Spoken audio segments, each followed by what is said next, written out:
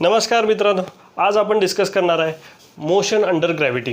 Okay, एकदम सोपा topic आहे. त्यातले ट्रिक्स अँड ट्रिक आपण समजून घेणार आहे. शॉर्टकट मेथडनी इझिली आपल्याला आन्सर कसं मिळेल यासाठी आपल्याला मदत करणार आहे ग्रॅव्हिटेशनल, म्हणजे ग्रॅव्हिटेशनल ॲक्सेलरेशन आपल्याला सोडवण्यासाठी मदत करणार आहे. मी एक एक्झाम्पल घेतलं आहे आपण काय शिकणार आहे हे समजण्यासाठी, कारण फिजिक्स सगळीकडे असतं. त्याचं एक आपण छोटंसं एक्झाम्पल बघू आणि समजून घ्यायचा प्रयत्न करू. बघा, एक झाड दाखवलं आहे आणि झाडाला काय आहे, एक फ्रूट आहे.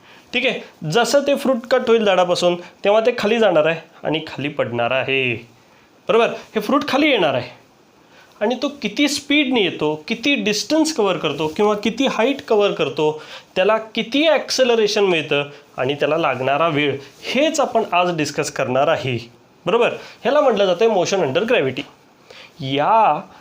कारण जेव्हा ते फ्रूट तिथं कनेक्टेड होतं तेव्हा तर ते ग्रॅव्हिटेशनल फोर्समुळे खाली पडत नव्हतं, पण जेव्हा ते तिथून कट झालं, म्हणजे कोणीतरी तोडलं असेल किंवा नॅचरली ते कट होऊन फ्रूट खाली पडत असेल, तेव्हा त्याच्यावर एक फोर्स काम करतो, तो ग्रॅव्हिटेशनल फोर्स, आणि त्याच्याबरोबर असतं जे ॲक्सेलरेशन, त्याचा आपण आज स्टडी करणार आहे. मला वाटतं आजची कन्सेप्ट फार इंटरेस्टिंग होईल.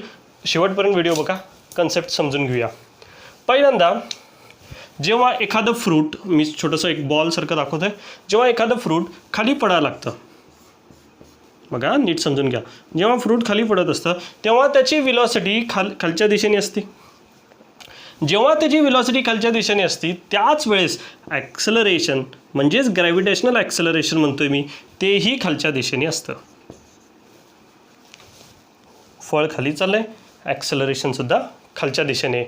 मी एक कन्सेप्ट सांगतोय, बघा लक्षात द्या. जेव्हा विलॉसिटी आणि ॲक्सेलरेशन सेम डायरेक्शनला असतात, when velocity and acceleration are in same direction, speed, मी स्पीड मॉडमध्ये दाखवतोय, स्पीड गेट इन्क्रीज.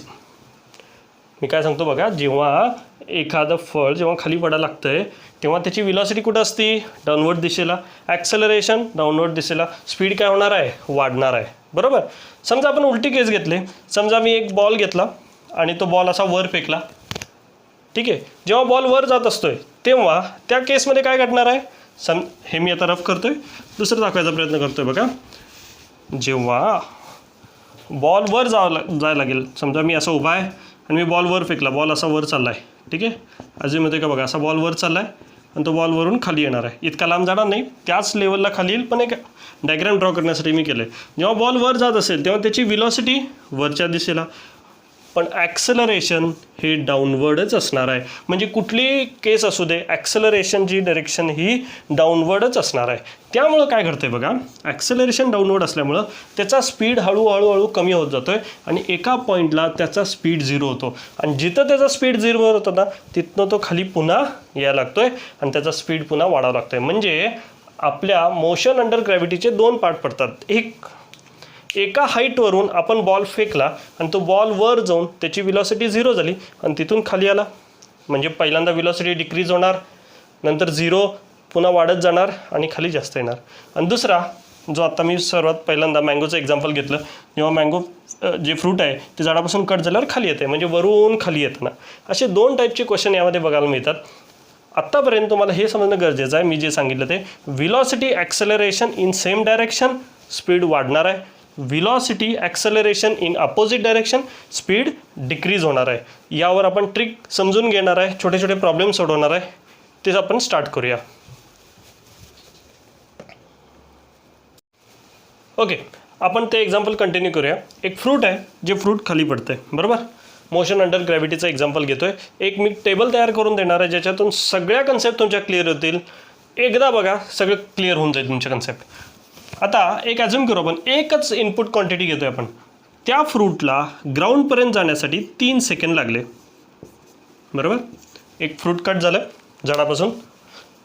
बरेचसे तुम्हाला असे एक्झाम्पल मिळतील ज्याच्यामध्ये बिल्डिंग असेल, टॉवर असेल. बरोबर, पण आपण एक फ्रूटचं एक्झाम्पल घेऊ. कट झालं फ्रूट, तिथून कट झालं आणि त्याला खाली अर्थपर्यंत पोचायला, म्हणजे जमिनीवर पडायसाठी 3 सेकंड लागलेत. बरोबर, मग आता या 3 सेकंडचा वापर करून आपण वेगळ्या वेगळ्या क्वांटिटी फाइंड आउट करणार आहे. म्हणजेच कुठल्या कायनेमॅटिक्सच्या quantity, distance, velocity, acceleration, time. बरोबर, मी एक टेबल तयार करतो आहे. बघा, इथं तयार करतो.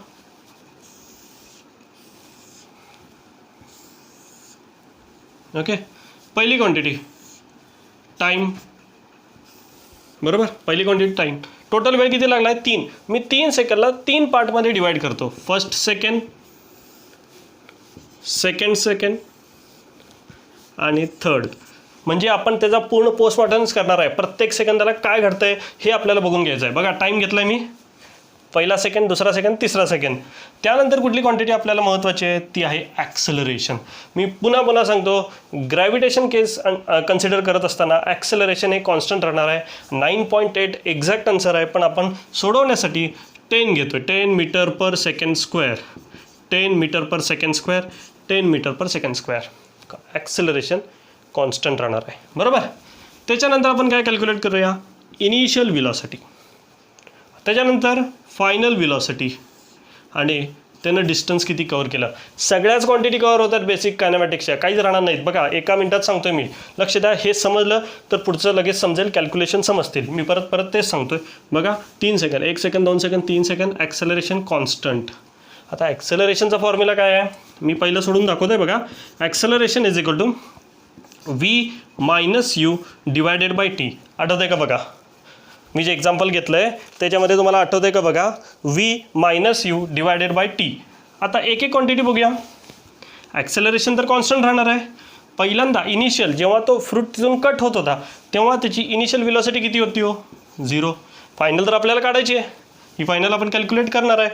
या फॉर्म्युलाचा वापर करूया. पहिली केस बघा, पहिली केस ॲक्सेलरेशन 10च राहणार आहे. हे बघा इथून घेतलं मी 10, व्हेलॉसिटी कॅल्क्युलेट करायची आहे.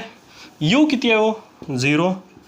टाईम किती आहे, 1 सेकंड. एका सेकंदासाठी चाललं ना सगळं, बरोबर. मग वीची व्हॅल्यू किती येईल बघा, हा 1 इकडे गेला, 0ला काय अर्थ नाही त्या कॅल्क्युलेशनला. म्हणजे 10 मीटर पर सेकंड पहिल्या सेकंदाची व्हेलॉसिटी. जेव्हा कधी फ्रूट कट होईल, ते छोटा असो मोठा असो किती असो, फ्रूट कट झालं त्याची इनिशियल व्हेलॉसिटी येणार आहे 10 मीटर पर सेकंड. मी लिहितो इथं 10 मीटर पर सेकंड. ह्याची पहिल्या सेकंदाची जी लास्ट व्हेलॉसिटी आहे ती दुसऱ्या सेकंदाची काय असणार आहे हो, initial velocity 10 metre per second. ह्याच्यामध्ये थोडे मायनर चेंजेस करूया. बघा आता काय होणार आहे, हाच फॉर्म्युला वापरायचा आहे. ॲक्सेलरेशन बदलणार नाही. व्ही काय होईल कॅल्क्युलेट करायचं आहे. इनिशियल काय होईल 10, बरोबर. टाईम किती, पुन्हा 1 सेकंड. बघा लक्षात येतं का मी काय सांगतोय, हा 1 इकडे मल्टिप्लाय 10 तिकडे गेला प्लस झाला, v is equal to 20 metre per second. काय घडायला लागलं हो, प्रत्येक सेकंदाला 10 मीटर पर सेकंड व्हेलॉसिटी वाढत जाते. हेच मला तुम्हाला दाखवायचं होतं या टेबलनी. मला काय सांगायचं समजतंय का बघा. हा काय होणार आहे मग आता मी पुढचं सोडवत नाही, इझिली समजेल. 30.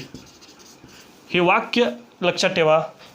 मोशन अंडर ग्रॅव्हिटीमध्ये फ्री फॉल ऑब्जेक्ट असेल, म्हणजे मी नुसता पकडला आणि सोडला, तो कुठलाही ऑब्जेक्ट असू दे, दगड असू दे, एखादं लिफ असू दे, बरोबर, कुठल्याही पद्धतीचा ऑब्जेक्ट असू दे, तो वरून सोडला की पहिल्या सेकंदाला त्याची व्हेलॉसिटी असणार आहे 10 मीटर पर सेकंड, दुसऱ्या सेकंदाला 20, तिसऱ्या सेकंदाला 30, चौथ्या सेकंदाला 40. असंच घडत जाणार आहे. कारण का, ॲक्सेलरेशन कॉन्स्टंट ठेवायचं आहे. म्हणून प्रत्येक सेकंदाचा जर विचार केला तर हे डोक्यात ठेवायचं, फिट ठेवायचं. ओरली पुढचा प्रॉब्लेम सोडवायचा आहे आपल्याला. त्यासाठी हा सगळा उद्योग आपण करतोय की प्रत्येक सेकंदाला व्हेलॉसिटी कितीने वाढणार आहे, 10 मीटर पर सेकंड. हे डोक्यात ठेवायचं आहे. पहिलं कॅल्क्युलेशन समजलं असेल तर आपण दुसऱ्या कॅल्क्युलेशन म्हणजे शेवटच्या कॅल्क्युलेशन डिस्प्लेसमेंटसाठी जाऊया. डिस्प्लेसमेंटसाठीचा अजून एक सुंदर फॉर्म्युला आहे आपल्याकडं जो आता आपण वापरणार आहे. तुम्हाला आठवतं आहे का बघा, डिस्प्लेसमेंट कॅल्क्युलेट करण्यासाठी आपण एक फॉर्म्युला वापरू शकतो. S is equal to v plus u divided by 2 into t. v plus u divided by 2 into t. T तर 1 आहे, त्याला घेत नाही मी. चला सोपं करण्यासाठी कॅल्क्युलेशन. पहिली क्वांटिटी v किती आहे हो, पहिल्यांदा 10, u किती आहे 0, डिवायड बाय 2 किती आलं आन्सर, किती आलं 5 मीटर. लिहितो मी इथं 5 मीटर. दुसरं सेकंड केस, एस काय असणार आहे. आता v किती झाला हो सेकंड केसमध्ये 20. लक्ष द्या, u किती आहे 10 डिवायडेड बाय 2. कॅल्क्युलेट करून बघा किती येतं आहे 15. म्हणजे व्हेलॉसिटी असू दे, एस डिस्प्लेसमेंट असू दे, किती वाढतंय प्रत्येक सेकंदला. परत सांगतोय मी, कितीने वाढतंय, 10नीच वाढतंय. परत सांगतोय मी, व्हेलॉसिटी पहिल्या सेकंदाला ही 10 मीटर पर सेकंड. हे फिक्स असतंय. मी हे कॅल्क्युलेशन फक्त या एक्झाम्पलसाठी करत नाही आहे. फ्री फॉलिंग ऑब्जेक्टसाठी, वरून येणाऱ्या ऑब्जेक्टसाठी याच व्हॅल्यू आपण घेणार आहे, फिक्स आहेत. मग काय कॅल्क्युलेट करायच्या, एकदाच डोक्यात ठेवायच्या. व्हेलॉसिटी किती असणार आहे 10, 20, 30 हे पर सेकंड सांगतोय, तसंच डिस्प्लेसमेंट एवढंच लक्षात ठेवा, पहिलं डिस्प्लेसमेंट हे 5 असणार आहे. 5 पासून एक एक क्वांटिटी ॲड करत जायची. म्हणजे कसं 5 नंतर 15, 25, 35, 45 हे आपल्याला सायंटिस्ट गॅलिलिओनी सांगितले. ह्याच इक्वेशनचा वापर करून तो रेशो आहे 1:3:5 तोच वापर करून हे सोडवतो आहे. पण शॉर्टकट त्या फॉर्म्युलेकडे पण आपल्याला रेशोकडे जायची गरज नाही. लक्षात काय ठेवायचं आहे, 5 मीटर पहिलं, दुसरं 15, तिसरं 25, 35, 45 संपला विषय. याच्यावरून आपल्याला सगळं कॅल्क्युलेट करता येते. म्हणजे आपण फ्री फॉलिंग ऑब्जेक्टसाठी सगळं कॅल्क्युलेट केलं. काय काय कॅल्क्युलेट केलं, acceleration, initial, final velocity, distance cover. पण हे कसं असतं बघा, 3 सेकंडसाठी, बरोबर आहे, 3 सेकंडसाठी, म्हणजे हे फक्त तिसऱ्या सेकंडसाठी आहे. जर तुम्हाला टोटल विचारलं डिस्टन्स हाईट किती, म्हणजे तो जो फ्रूट आहे तो मँगो कुठून पडला, तर हे सगळं जोडत बसा.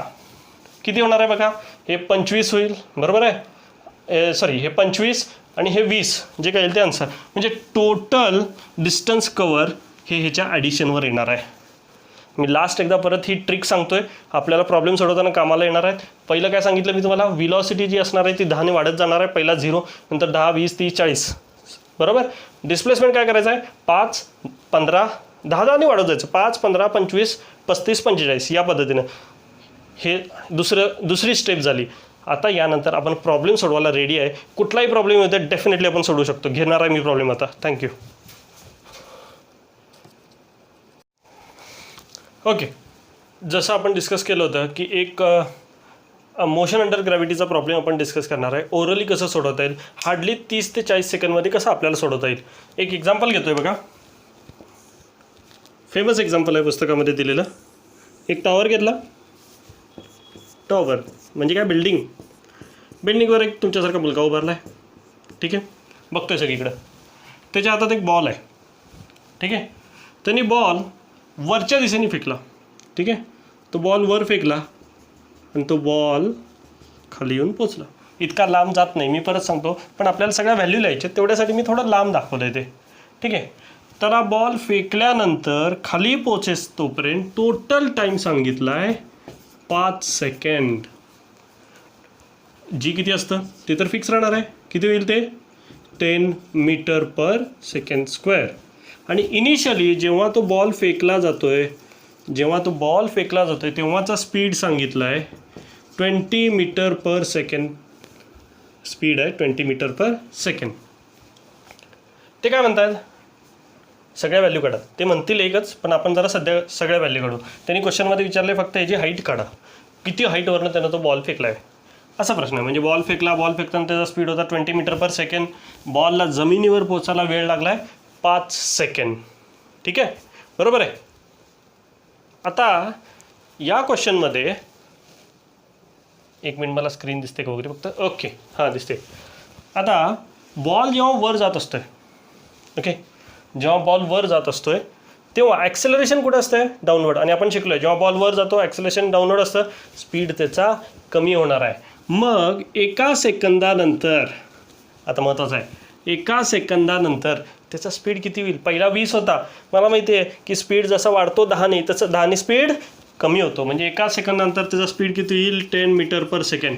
दुसऱ्या सेकंदाला त्याचा स्पीड किती होईल, 0, म्हणजे तो वर पोचला. लक्षात येते का बघा, मी काही कॅल्क्युलेशन करत नाही, आपल्या मेथडनी सोडवतोय. जसा वर जाताना स्पीड डिक्रीज होतो 10ने 1 सेकंदाला, तसं खाली येताना 1 सेकंदाला 10ने स्पीड वाढतो. आता मग अशी कन्सेप्ट, आता पहिल्या सेकंदाला वरून खाली येतानाचा पहिला सेकंद म्हणतोय मी, हा पहिला सेकंद झाला, दुसरा सेकंद, पुन्हा पहिला सेकंद. पहिल्या सेकंदाला त्याचा स्पीड किती होईल हो, 10 मीटर पर सेकंड.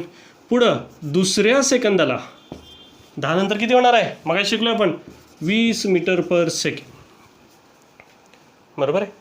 आणि तिसऱ्या सेकंदाला किती होईल ते आपण बघूया, कारण एकच सेकंद राहतो. टोटल आपल्याला सेकंद किती सांगितले आहेत, 5. पहिला सेकंद इथं झाला, दुसरा सेकंद इथे झाला, तिसरा सेकंद इथे झाला, चौथा इथे झाला. म्हणजे हा राहिलेला टाईम हा 1 सेकंद, जरी डायग्राम मोठी दिसत असली तरी 1 सेकंद असणार आहे. आपली कन्सेप्ट काय सांगते, जेव्हा फ्री फॉलिंग बॉडी असते. आता इथून विचार करू, फक्त एवढा विचार करू, हे सगळं सध्या तात्पुरतं बाजूला ठेवू, फक्त इथनं विचार करू. बॉल इथून जेव्हा खाली येतो डिस्टन्स कवर किती करतो. पहिला मी गोल करून लिहितोय, पहिला सेकंदाला 5 मीटर, दुसऱ्या सेकंदाला बोलत राहायचं आहे, 10ने वाढवायचं, किती होणार आहे 15 मीटर, 5 मीटर. तिसऱ्या सेकंदाला किती होईल 25 मीटर. आणि बघा एक कन्सेप्ट आहे की सेम लेवलला, कारण बघा इथून 1 सेकंद झाला, इथून 1 सेकंद झाला, तसंच इथून 1 सेकंद आणि इथून 1 सेकंद, म्हणजे ही जी सेम लेवल असती एअरमधली, त्याचं डिस्टन्स जे असतं ते आपण सेम धरतो. त्याचा जर आपण वापर केला तर ही जी हाईट आहे तीच टॉवरची हाईट असणार आहे. उत्तर मिळालं आहे किती आहे सांगा? 25 मीटर हाईट ऑफ टॉवर. पहिलं उत्तर मिळालं. असे सोपे प्रॉब्लेम असतात, त्याच्यासाठी सगळे कॅल्क्युलेशन करत बसायचं नाही. समजलं का? बघा, वर जाण्यासाठी 1 सेकंद, दुसऱ्या सेकंदाला 0 झाला, 0पासून पहिला आला, पहिल्या सेकंदाला 10 मीटर पर सेकंद, दुसऱ्या सेकंदाला 20, तिसऱ्या सेकंदाला इथं स्पीड किती तो लिहायचं राहिला 30 मीटर पर सेकंड. बरोबर आहे. पण तिसऱ्या स्लॉटमधलीच हाईट आपल्याला काढायची आहे, ती किती आली? 20 मीटर हाईट आली, 25 मीटर हाईट आली. असं समजा तुम्हाला विचारलं total distance cover by the ball, काय करायची रे? गोळाबेरीज. हे 25, इथं 15, इथं 10, इथं किती असणार आहे? तेवढंच असेल ना हो. एवढं इथं कवर करण्यासाठी त्याला जितका वेळ लागला तेवढाच इथं असणार आहे ना. मग हे किती होतं? 10 आणि 15 किती झालं? इथं हे कवर किती झालं? टोटल 25. इथं किती असणार आहे? 25. काही चुकलं का? नाही. हां, चुकलं ना. हे बघा, मी हे 10 धरलं. कॅल्क्युलेशन कसं पाहिजे? सर्कलमधलं पाहिजे ना. मी परत सांगतो बघा, पहिला 5 आणि हे 15 किती झालं? इथलं 20 झालं. इथं तसंच पहिला 5 आणि इथं 15. गडबडीत सांगताना झालं. हे बघा, हे 5 हे 15, हे 5 हे 15. आता बरोबर आहे. मग आता हे टोटल किती झालं बघा? हा 15, हा 15, हा 5, हा 5, 40. हे वरचं झालं डिस्टन्स. आणि खाली किती झालं? 25. म्हणजे किती होईल? 65. म्हणजे टोटल डिस्टन्स मिळालं आपल्याला 65 मीटर. कळालं का? बघा, हे 25, हे 15, हे 5, हे 15, हे 5. लक्षात आलं? हे डिस्टन्स झालं. डिस्प्लेसमेंट किती? बॉल तर इथनं फेकला आहे ना या लेवलपासून. बरोबर आहे का? डिस्प्लेसमेंट म्हणजे काय? Shortest distance between the starting point आणि इनिशियल पॉईंट. किती येणार आहे? डिस्प्लेसमेंट जर विचारलं तुम्हाला तर तेही 25 मीटरच येणार आहे. आता डिस्प्लेसमेंट मिळालं, डिस्टन्स मिळालं, विलॉसिटी काढणं अवघड आहे काय? ॲव्हरेज आणि काय म्हणतात त्याला, ॲव्हरेज विलॉसिटीने ॲव्हरेज स्पीड कसं काढलं जातं आहे? Distance divided by time. Total time दिलेला आहे, कॅल्क्युलेट करा. तसंच डिस्प्लेसमेंट दिलेलं आहे, त्यामुळे विलॉसिटी ॲव्हरेज विलॉसिटी काढता येईल. Total displacement upon time. म्हणजे आपण average velocity, displacement, distance, height, time, अजून काय राहिलं? काहीच राहिलं नाही. सगळ्या क्वांटिटी कॅल्क्युलेट करता येतात. मला वाटतं एक्झाम्पल समजलं असेल. एकदा बघा, या टाईपचे प्रॉब्लेम सोडायचा प्रयत्न करा. लक्षात काय ठेवायचं? फक्त वर चालला की स्पीड 10 कमी करायचा, वरून खाली यायला लागले 10 स्पीड वाढवायचा, पहिलं डिस्टन्स 5 घ्यायचं, नंतर 10 वाढवत जायचं. उत्तर आरामात मिळतं आहे. मला वाटतं हा व्हिडिओ आवडला असेल. सगळ्यांना शेअर करा, पाठवा आणि ही कन्सेप्ट समजून घ्या. थँक्यू. आपण परत एक नवीन व्हिडिओ घेऊन येणार आहे मोशन अंडर ग्रॅव्हिटेशनवर, ज्याच्यामध्ये प्रोजेक्टाईल मोशन वगैरे आपण बघणार आहे. हा बॉल आता नुसता वर जाऊन खाली आला आहे ना. असा बॉल फेकला की तो थोडं पुढे गेला तर त्यामध्ये काय होतं तेही बघणार आहे आपण. पण जाताना मला एक तुम्हाला प्रश्न विचारावा वाटतो. उत्तर पण देईन मी त्याचा. एक छोटीशी कन्सेप्ट विचारतो बघा. समजा माझ्या हातामध्ये एक दगड आहे, ठीक आहे. एक छोटासा दगड घेतला मी आणि दुसऱ्या हातामध्ये एक असा सॉफ्ट बॉल आहे. मला सांगायचा उद्देश काय? त्या जो स्टोन आहे त्याचं वजन जास्त आहे, दुसरा एक ऑब्जेक्ट आहे जो बॉलचा आहे त्याचं वजन कमी आहे. दोन्ही मी सेम हाईटवरून खाली सोडले. लक्षात येते? दगड, बॉल सोडले, खाली चाललेत. कुठला पहिला खाली पोचेल? विचार करा. कुठला पहिला खाली पोचेल? साधं उत्तर आहे, दगड खाली पोचणार आहे. आता मी दुसरी सिच्युएशन देतो बघा. आता ही प्रॅक्टिकल कंडिशन होती, कारण त्याला एअर ॲज अ रेझिस्टन्स होता, त्याच्यामुळे दगड पहिला जाणार आहे. कारण ग्रॅव्हिटेशन आपल्याला कॉन्स्टंट ठेवायचं आहे. हो, परत न्यूटनने सांगितलेला formula, force is equal to mass into acceleration. करून बघा, तुम्हाला हे लक्षात येईल मला काय सांगायचं ते. दगडच खाली जाणार आहे, दगड खाली जाणार आहे. आणि जो दुसरा बॉल असणार आहे तो थोड्या वेळाने जाईल.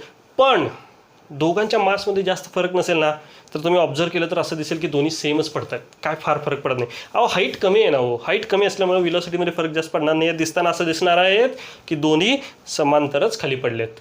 दुसरी कंडिशन सांगतो, फार महत्त्वाची ती. समजा मी तुम्हाला असं सांगितलं की मी एक पक्ष्यांचं पीस घेतलं, पक्ष्यांचं पीस असतं ना ते पीस घेतलं आणि एका हातात तोच दगड घेतला आणि या रूममधली सगळी एअर बाहेर काढली, व्हॅक्यूम रूम केली, सर्वात मोठी व्हॅक्यूम रूम केली. ह्याच्यामध्ये एअर नाही आहे, काही नाही आहे. एक काय घेतलं आहे, पंख घेतला आणि एक तोच दगड दोन्ही सोडले, काय घडेल? काय घडेल म्हणजे ते तिथंच राहतील का खाली जातील का काय होईल? किंवा दगड खाली जाईल, पहिला ते जे पंख आहेत ते खाली जातील, काय होईल? BCCचा एक मोठा छान व्हिडिओ आहे ह्याच्यावर, कधी वेळ मिळाला तर बघा, यूट्यूबवर अवेलेबल आहे. जर त्याची छोटीशी क्लिप टाकता आली तर मी प्रयत्न करतो. पण ते जे पंख आहेत ते खाली जात आहेत आणि जो दगड आहे तो खाली जातो आहे. जर एअर काढली ना, जर यातनं एअर काढली, व्हॅक्यूम केलं, तर बाळानं दोन्ही सेम लेवलला खाली पडतात. खूप छान व्हिडिओ, एकदा बघा. मी काय सांगतो बघा, ते जे पंख तो दगड दोन्ही एकदम समांतर खाली पडतात. एअर असते तर फ्रिक्शन असतोय, कुठला एअर फ्रिक्शन, त्याच्यामुळे काय होणार आहे, दगड पहिला खाली पडणार आहे. आपल्याला ते माहिती आहे, पंख हलका ते नंतर पडणार आहे. पण जर एअर नसेल ना, खतरनाक मजा येते. काय होणार आहे, दोन्ही समांतर, एकदम बरोबर समांतर खाली पडणार आहेत. हीच कन्सेप्ट सांगायची होती, फार महत्त्वाची. बऱ्याचदा कन्फ्युजन होतं की कुठली वस्तू खाली पडेल, काय पडेल. एअर असलं की थोडा मासचा फरक पडणार आहे. पण आपण जे शिकतो, आपण जे हे सगळे एक्झाम्पल बघतो ना, ह्याच्यामध्ये एअर कुठंही धरत नाही. जर आपल्याला दिलं असेल तर ते आपल्याला कन्सिडर करावं लागेल. पण सध्याच्या ह्याच्यात आपण कुठंही कन्सिडर केलेलं नाही. लक्षात आलं आहे? Thank you so much.